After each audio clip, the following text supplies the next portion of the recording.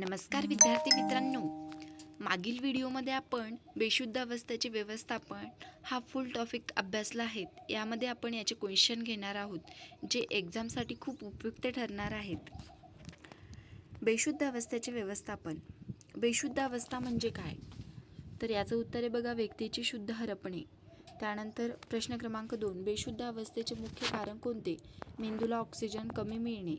त्यानंतर बघा question number 3, बेशुद्ध रुग्णाची प्रथम तपासणी कोणत्या पद्धतीने करतात? तर याचं उत्तर आहे बघा, ABC.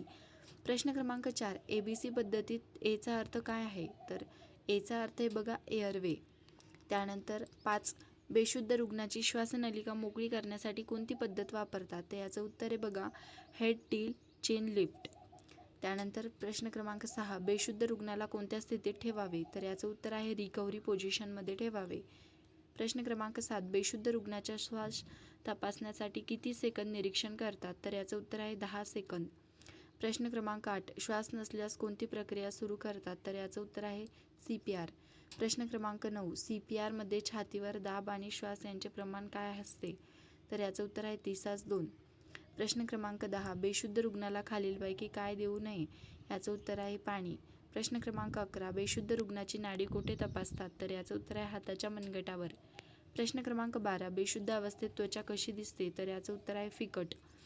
प्रश्न क्रमांक 13, बेशुद्ध रुग्णाला सर्वात आधी काय करावे? याचं उत्तर आहे प्रतिसाद तपासावा. प्रश्न क्रमांक 14, बेशुद्ध रुग्णाची श्वसनक्रिया तपासण्यासाठी काय पाहतात? याचं उत्तर आहे बघा, छातीची हालचाल. प्रश्न क्रमांक 15, बेशुद्ध रुग्णाला मदत मिळवण्यासाठी कोणत्या नंबरवर कॉल करतात? तर याचं उत्तर आहे 108. प्रश्न क्रमांक 16, बेशुद्ध रुग्णाला कोणते कपडे सैल करावेत? याचं उत्तर आहे घट्ट कपडे. प्रश्न क्रमांक 17, बेशुद्ध रुग्णाला कोणत्या कारणामुळे उलटी होऊ शकते? तर याचं उत्तर आहे मेंदूचा त्रास. प्रश्न क्रमांक 18, बेशुद्ध अवस्थेत रुग्णाला एकटे सोडावे का? तर याचं उत्तर आहे नाही.